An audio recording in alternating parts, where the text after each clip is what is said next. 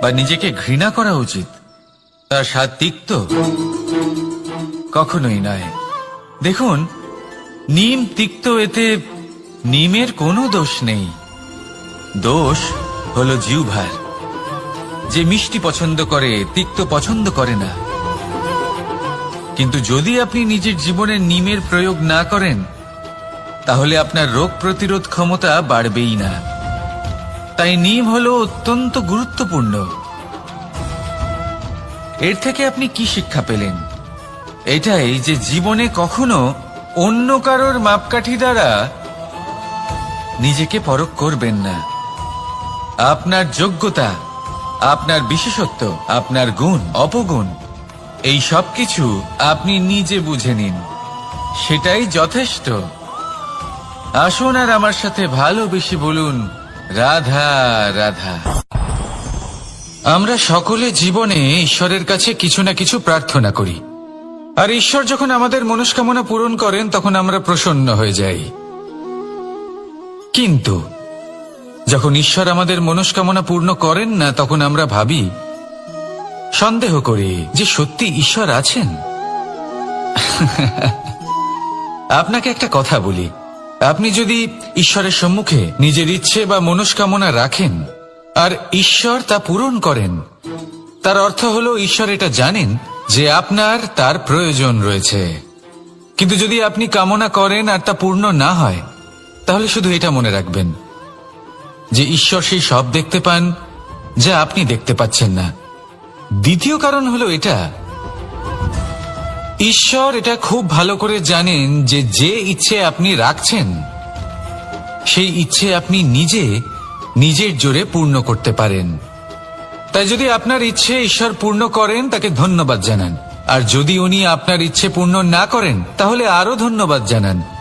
কারণ হয় উনি আপনার মঙ্গল চাইছেন, বা উনি আপনাকে ততটাই যোগ্য বলে মনে করছেন যে আপনি নিজেই নিজের ইচ্ছে, নিজের স্বপ্ন পূরণ করতে পারবেন। নিজের কর্ম করতে থাকুন, জীবনের সামনে এগোতে থাকুন, আর আমার সাথে ভালোবেসে বলুন, রাধা রাধা। একটা গাই আর একটা বাছুরের মধ্যে কেমন সম্পর্ক থাকে? একটা গাই নিজের বাছুরকে ডাকে, আর সেই বাছুর হাজার হাজার গাইয়ের মধ্যে থেকেও নিজের মাকে চিনতে পেরে যায়, আর নিজের মায়ের সাথে এসে জড়িয়ে পড়ে।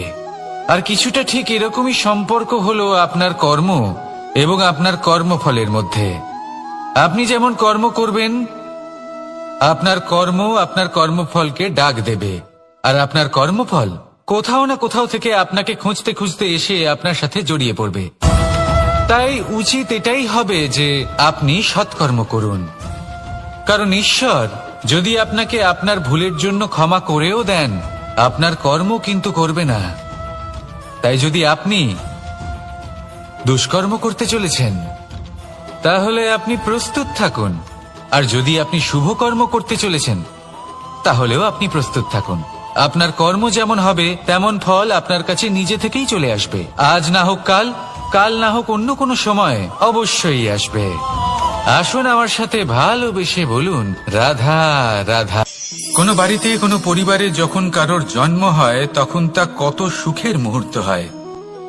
সেই ছোট্ট সন্তান যখন কিছুটা বড় হয়, সে হাঁটার চেষ্টা করে, আর সেই প্রক্রিয়াতেও খুব বড় একটা শিক্ষা লুকিয়ে রয়েছে, ঠেলে দেওয়া। যখন আপনি হাঁটতে চান, সামনে এগোতে চান, তখন আপনি কি করেন? নিজের পায়ের তলার যে মাটি, তাকে আপনি পেছনে ঠেলে দেন। ব্যাস, এই একই জিনিস তো জীবনেও শিখতে হবে। এবার যদি আপনি জ্ঞানের পথে অগ্রসর হতে চান, তাহলে অজ্ঞানতাকে পেছনে সরিয়ে দিতে হবে। যদি আপনি প্রকাশের দিকে এগোতে চান, তাহলে অন্ধকারকে পেছনে সরিয়ে দিতে হবে। যদি আপনি ভবিষ্যতে সফল হতে চান, তাহলে অতীতের যে অসফলতাগুলিকে পেছনে সরিয়ে দিতে হবে। যে জল বইতে বইতে থেমে যায়, তাকে আমরা নালা বলে থাকি, তার থেকে দুর্গন্ধ বের হয়। কিন্তু যে জল বইতেই থাকে, তাকেই আমরা পবিত্র জল বলি। তাহলে আপনিও কর্ম করতে থাকুন, কখনো থামবেন না, আর আমার সাথে ভালোবেসে বলুন, রাধা রাধা। যে আপনি বড় বড় সমস্যার সমাধান করতে পারবেন। এবার যদি কথা বলি সব থেকে কঠিন সময়ের, তাহলে সেটা হলো বিচ্ছেদের। যা মা সীতাকে সহ্য করতে হয়েছে শ্রীরামের জন্য, রাধা কৃষ্ণকেও সহ্য করতে হয়েছে। যে ব্যক্তি বিচ্ছেদের সময় সঠিক পথে চলে এসেছে, সে জীবনে অনেক শ্রেষ্ঠ স্থানে অবশ্যই পৌঁছতে পারবে। এবার যদি কথা বলি সব থেকে জরুরি এবং গুরুত্বপূর্ণ সময়ের, তাহলে সেটা হলো সংযোগ। সকলকে সাহায্য করতে থাকুন। আপনি অন্যদের সাহায্য করে তাদের যত আনন্দ দিতে পারবেন, ততটাই আনন্দ আপনারও জীবনে অবশ্যই আসবে। আসুন আর আমার সাথে ভালোবেসে বলুন, রাধা রাধা। কামবোধ, এটাই আপনার অন্তরের প্রথম শত্রু। বেশিরভাগ মানুষই কামবোধ বলতে লালসা বোঝেন, কিন্তু এটা সম্পূর্ণ সত্য নয়। কামের আসল অর্থ হল কামনা। এটা খুবই সহজ ব্যাপার। মনুষ্য শরীর থাকলে, মানুষের মন থাকলে এই কামনা অবশ্যই থাকবে। এবার এটাই দেখতে হবে যে এই কামনা নেতিবাচক কামনা নাকি ইতিবাচক কামনা। অন্য কারোর জিনিসে নজর দেওয়া, অন্য কোনো মানুষের উপর নজর দেওয়া, কোনো অনুচিত বস্তুর দিকে নজর দেওয়া, এই নেতিবাচক কামনা। আর এই দুষ্কামনা মানুষকে দিয়ে অপকর্ম করাবেই করাবে। তাই মনে রাখবেন, যে ব্যক্তি নিজের কামনাকে নিয়ন্ত্রণে রাখতে পারেন, তিনি সঠিক পথেও থাকেন, সঠিক লক্ষ্যে পৌঁছতেও পারেন। যিনি কামনা নিয়ন্ত্রণে রাখতে পারেন না, তিনি তার পথও হারিয়ে ফেলেন এবং লক্ষ্যচ্যুতও হন। তাই মনে রাখবেন, নিজের কামনাগুলিকে নিয়ন্ত্রণে রাখুন। কাম নামক এই শত্রুর ওপর বিজয় লাভ করুন। আর আমার সাথে ভালোবেসে বলুন, রাধা রাধা। আমাদের জীবনে দুই ধরনের সম্পত্তি হয়ে থাকে। এক হলো ভৌতিক সম্পত্তি, এক হলো জৈবিক সম্পত্তি। অর্থ, সম্পদ, সুবিধে, খাদ্য, এইসব ভৌতিক সম্পত্তির মধ্যে পড়ে। ব্যক্তি, মিত্র, পরিবার, আমাদের আপনজন, আত্মীয় স্বজন সব জৈবিক শ্রেণীতে পড়ে। আর প্রত্যেক মানুষের পক্ষে এই বিভাজন বোঝা অত্যন্ত আবশ্যক। কারণ মূলত আমাদের ব্যবহার দুই রকমের হয়ে থাকে। হয় আমরা ভালোবাসি বা আমরা সদ্ব্যবহার করি।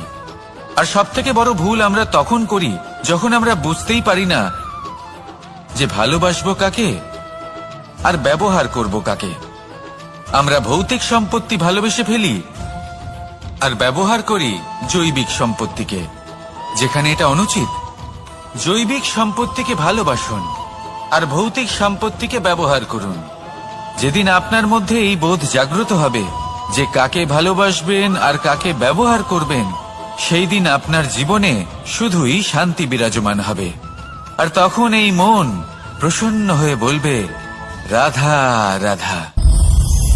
কাল, আজ এবং কাল, আমাদের সমগ্র জীবন এই তিনটির আশেপাশেই ঘুরতে থাকে। আমরা সবসময় বিগত সময়ের বিষয়ে ভাবতে থাকি। অতীতে যদি আমাদের দ্বারা কোনো ভুল হয়, সেই বিষয়ে ভেবে ভেবে আমরা সবসময় অনুতাপ করতে থাকি। এটা উচিত নয়। দেখুন, অতীতের থেকে শিক্ষা লাভ করা অত্যন্ত আবশ্যক, কিন্তু সেই ভুল যাতে আবার না হয় সেই কাজটা কিন্তু আপনাকে বলে কাল করে নেব। আজ এই কাজ করতে পারছি না, কোনো ব্যাপার নয়, কাল করে নেব। আজ কাজটা শুরু করতেই পারলাম না, কোনো ব্যাপার নয়, কাল করে নেব। আজকের দিনটাই ভালো ছিল না, কোনো ব্যাপার নয়, সেটা কাল করে নেব। ব্যাপারটা বুঝুন। আপনি নিজের সময় নষ্ট করছেন।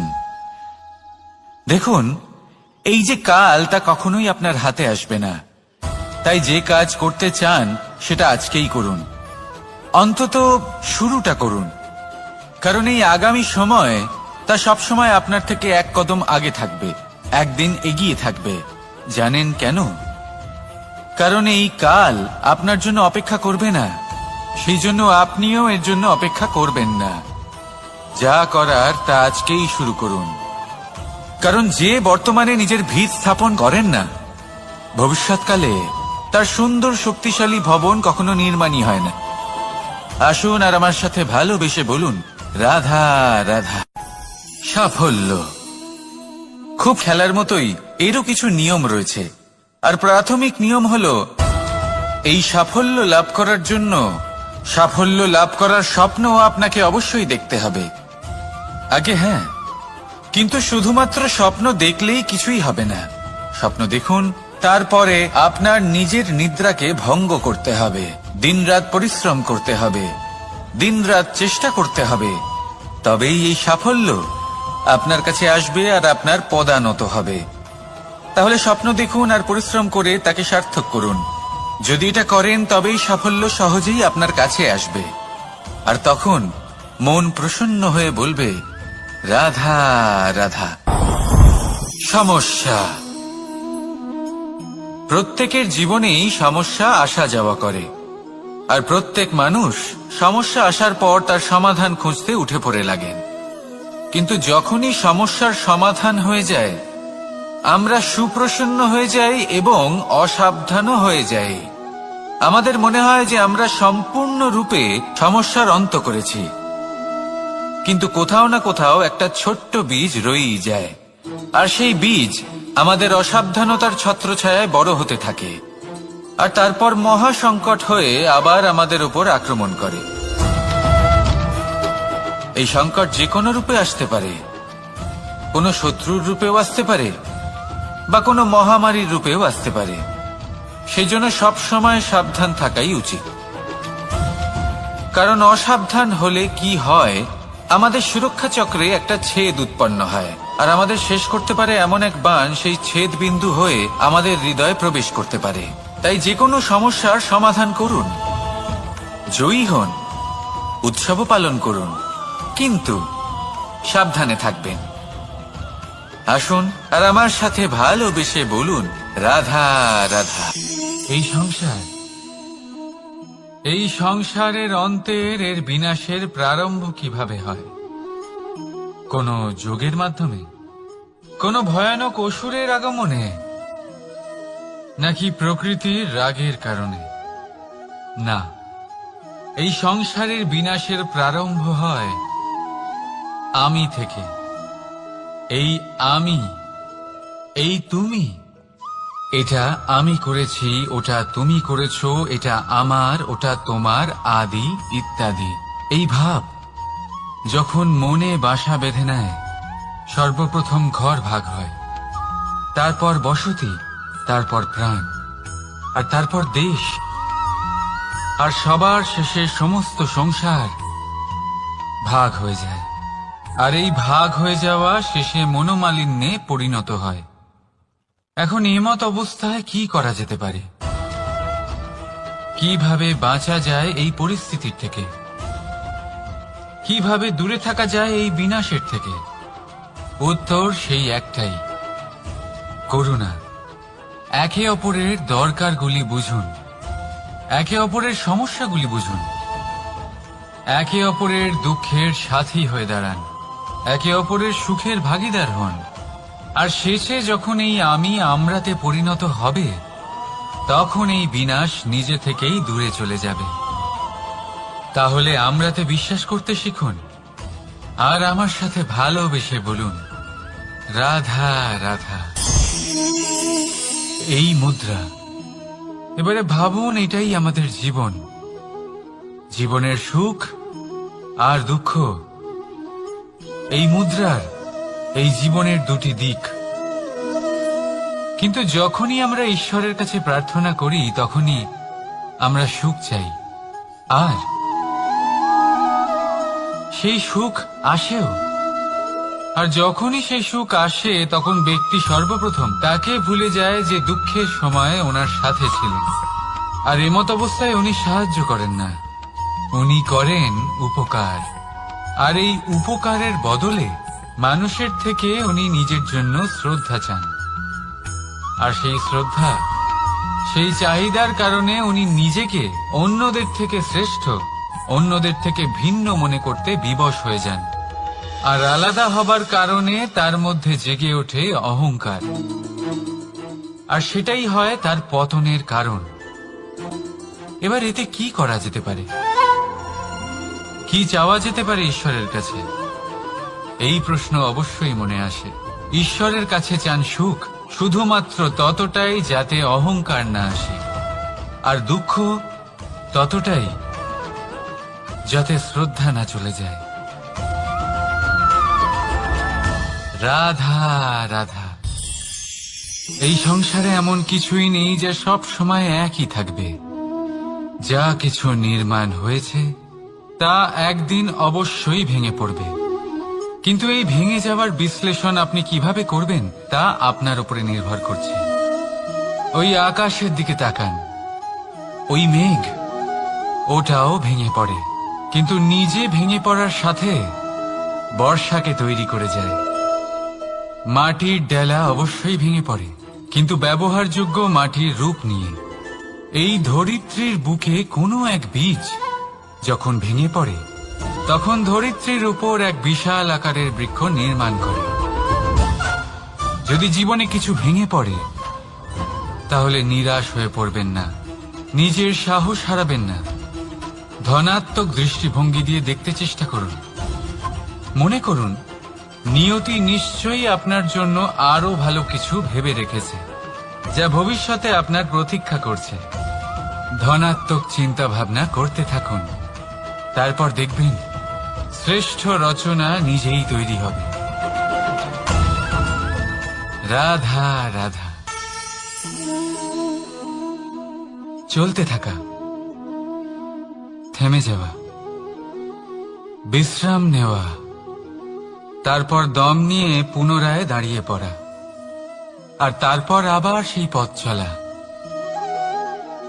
এটা জীবনের অভিন্ন এক অঙ্গ, এটার থেকে আপনি পালাতে পারবেন না। কিন্তু এই অঙ্গকে আপনি নিজের জীবনে কিভাবে প্রয়োগ করবেন, কিভাবে তাকে কাজে লাগাবেন, সেই সিদ্ধান্ত আপনাকে নিতে হবে।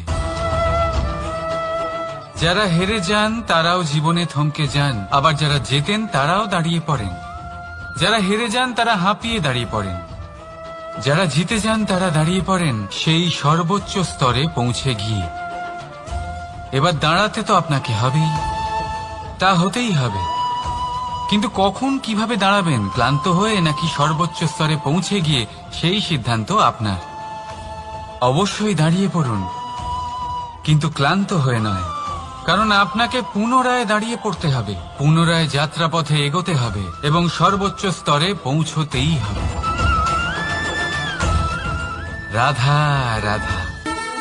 স্বপ্ন, আমরা জীবনে স্বপ্ন দেখতে থাকি, সেটা পূরণ করার পূর্ণ প্রয়াস করে থাকি, কিন্তু এই স্বপ্ন পূরণ না হওয়াই সেটা আমাদের সন্তান অবশ্যই হবে। আমরা যা কখনো পাইনি, আমাদের সন্তান অবশ্যই তা পাবে। এটা যে অনুচিত সেটা আমরা ভাবি না, কিন্তু এটা ভুল, আর এই ভুল আমরা সকলেই করে থাকি। সন্তান, প্রকৃতি আর পরমাত্মার আশীর্বাদ, ওদের ভেতরে তাদের নিজের একটা অস্তিত্ব লুকিয়ে থাকে, সেটা মন দিয়ে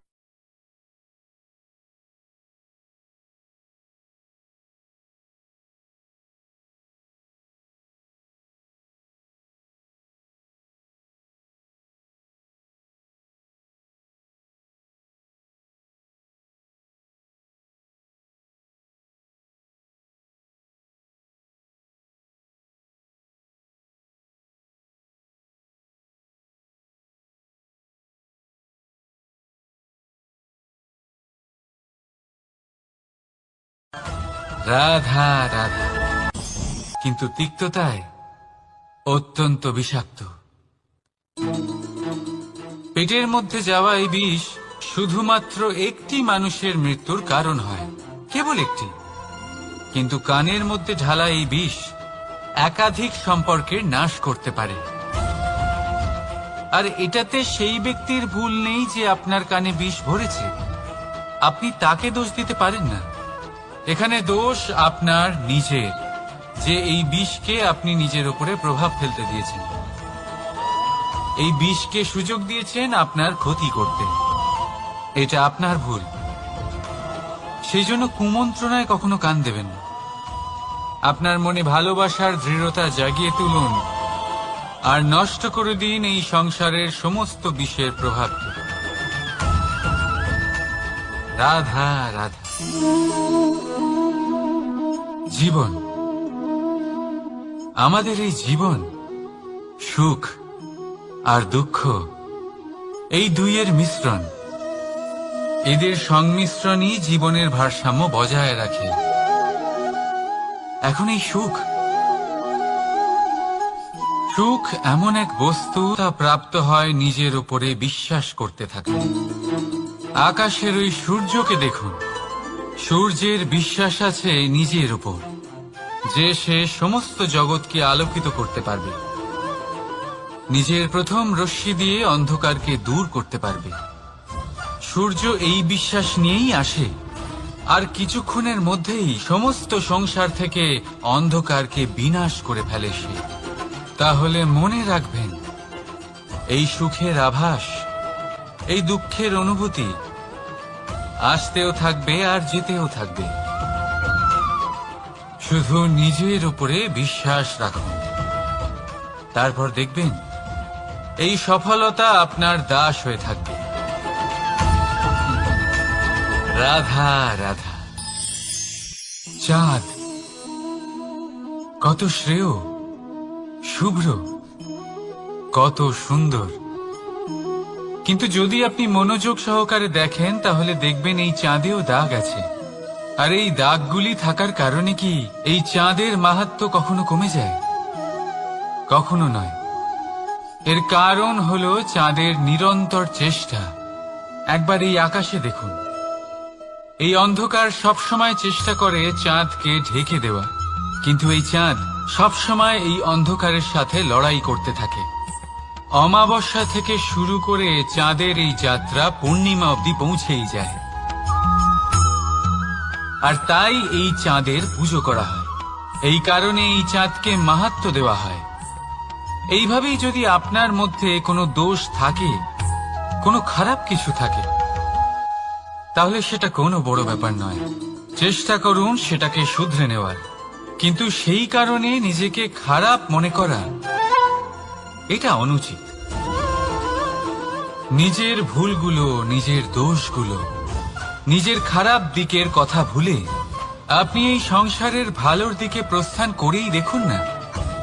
আপনি দেখবেন আপনার অন্তরের তেজ ঠিকরে বেরোচ্ছে। রাধা রাধা। মন দিয়ে দেখেন, তাহলে দেখবেন প্রতিটা পিঁপড়ের আলাদা কাজ নির্ধারিত, তাদের আলাদা অস্তিত্ব আছে।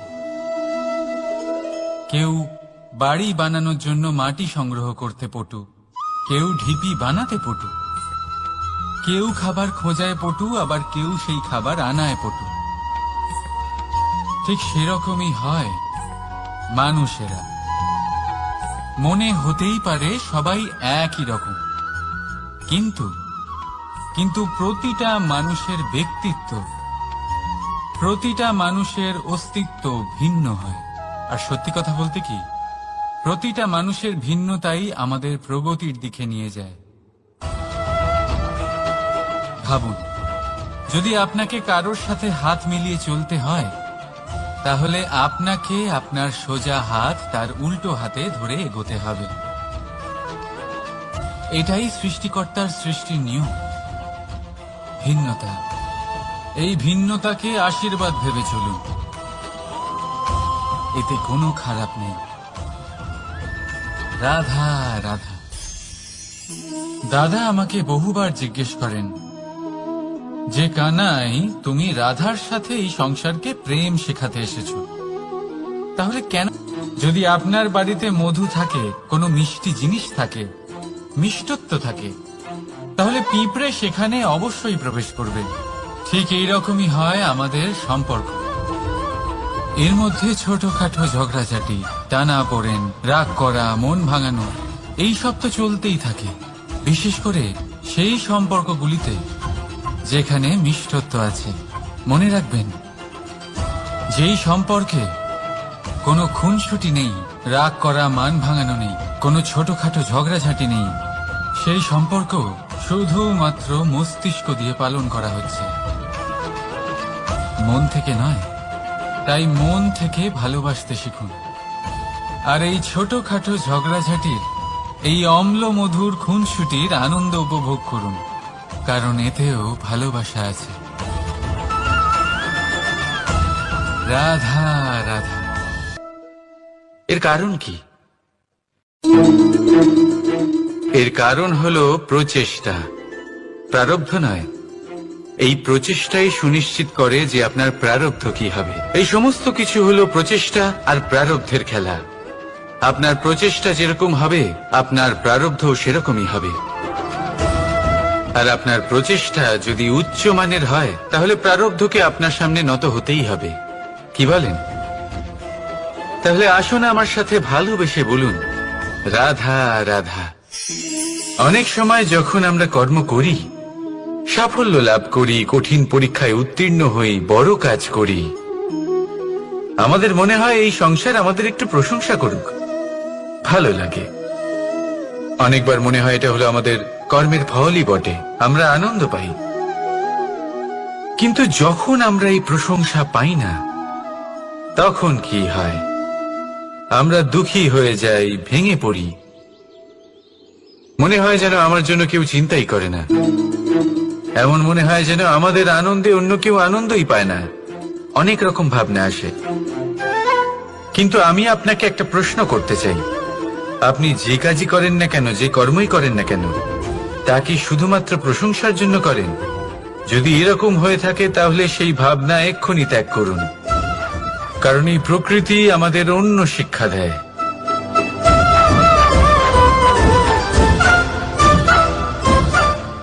এই ফুলকে দেখুন,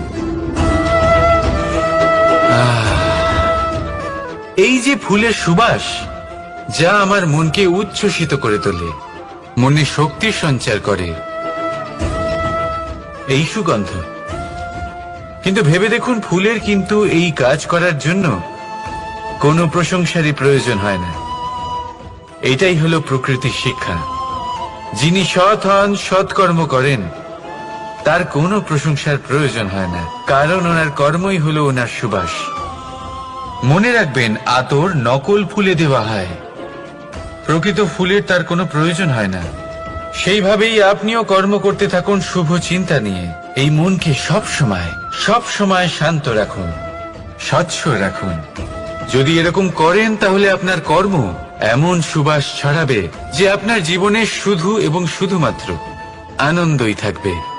তাহলে এই আনন্দ সহকারে বলুন, রাধা রাধা। জীবন, এই জীবন আসলে কি?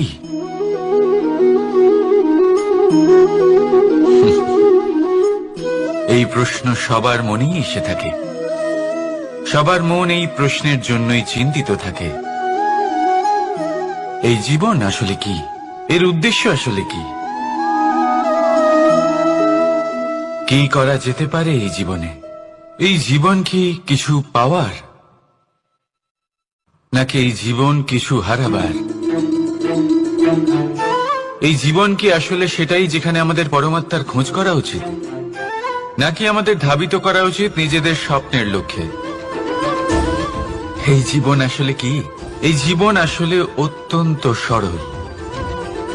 এ হলো শান্ত জলের মতো, একটা আয়নার মতো এই জীবন। এই জীবন আসলে ঠিক যেন এক আয়নার মতো। আয়না কি করে? আপনাকে সেটাই দেখায় যা আপনি করে থাকেন। আপনি হাসি মুখে আয়নার দিকে তাকান, আয়না আপনাকে আপনারই মুখ দেখাবে সেই হাসি সমেত। আপনি রেগে গিয়ে আয়নার দিকে তাকান, আয়না আপনাকে সেটাই দেখাবে। আপনি প্রসন্নভাবে হেসে আয়নার দিকে তাকালে আয়না আপনাকে সেটাই দেখাবে। এটাই হলো জীবন, একটা আয়নার মতো।